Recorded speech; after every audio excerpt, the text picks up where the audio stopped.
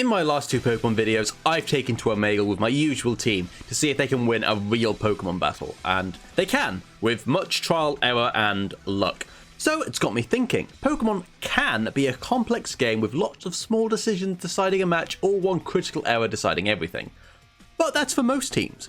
Can we construct a team that anyone can use? We're going to find out. Oh, and once we've decided, I'm going to be testing this team with my mother and random people on Omegle, so we can see if it works. Be sure to subscribe if you want to see how the team plays out. Editor's note, I'm not calling my mother or Omegle idiots, just that they know nothing about Pokemon, so idiot-proof.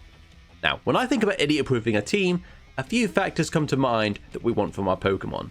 We want high impact moves, we want a low fail case, RNG is even more valuable, and consistency is key. So I've chosen a set of Pokemon that abide by these rules, split into two camps. First up, obviously, one of my favourite Pokemon, Togekiss. It's really, that Pokemon's banned! Oh, well, that's this script out the window.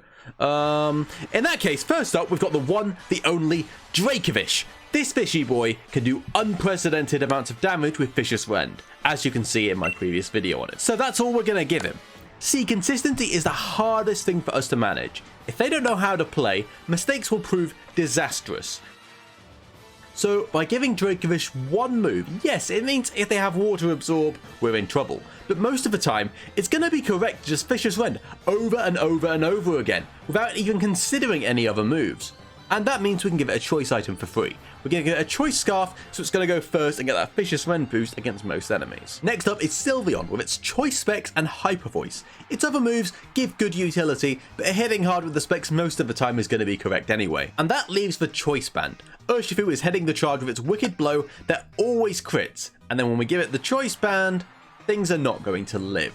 We're going for the single strike style since we already have Vicious Rend making extra water moves redundant. So that's the first half of the team where they have multiple moves that are good for variety's sake, but most of the time this is the only move we want to use anyway. The second half of the team is built around buying us time to make mistakes. So I've gone for high RNG and high impact.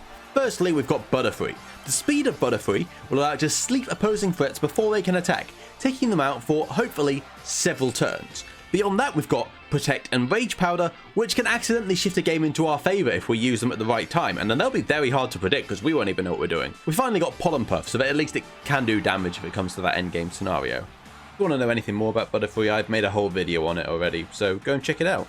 And you know what? Since that's such a great Pokemon for this kind of challenge, let's just have two. Stick a Mushroom sticker on top, same moveset, just replace Sleep Powder with Spore, and job done. What's the worst that can happen if we bring them both in together?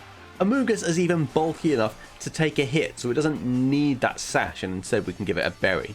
And the final Pokemon is all about high impact. Lapras is our Gigantamax of choice, if it gets chosen.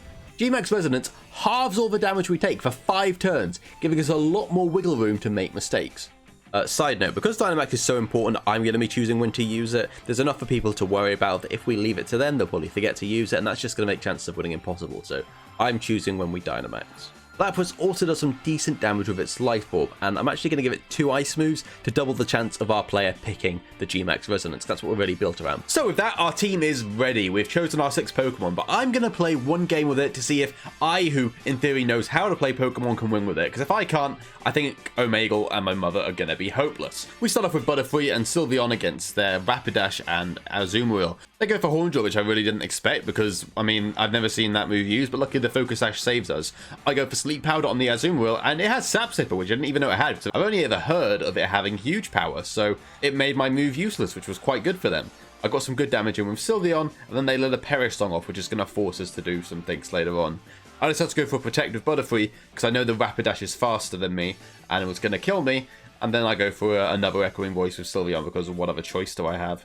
They actually go for a Dazzling Gleam, which, as I predicted, protects my Butterfree, gets some splash damage on the Sylveon, but we've got the resistance, so it doesn't do too much. And then Echoing Voice manages to fish off both the opponent's Pokemon, so we're off to a decent start at the moment. Now, they sent these two in, and I have a feeling that that guy's going to Dynamax. So I go for a Sleep Powder, knowing he's slow enough that I'm going to outspeed him, whereas maybe Amoonguss wouldn't have that chance. And then I'm thinking, well, there is the Perish count that I've got to consider, so we switch out to Lapras. It's going to take a bit of damage, but otherwise Sylveon's going to die next turn and Butterfree. I don't want to have to do a double switch. So the plan is maybe Butterfree dies here and we get a Sleep off, and that'd be great. And they Dynamax just as I said. We get the Sleep Powder off. Everything's fine and dandy.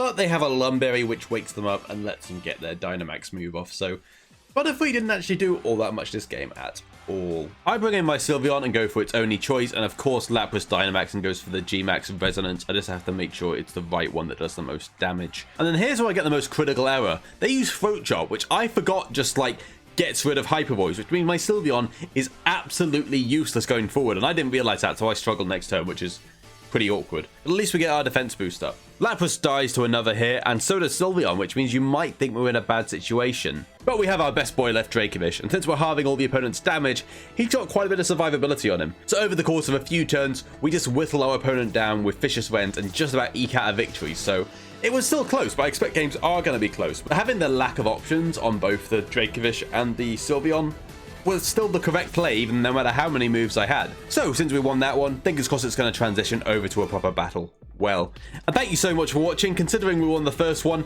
fingers crossed that Omegle or my mother can get another win in as well. Please subscribe if you want to see when that happens.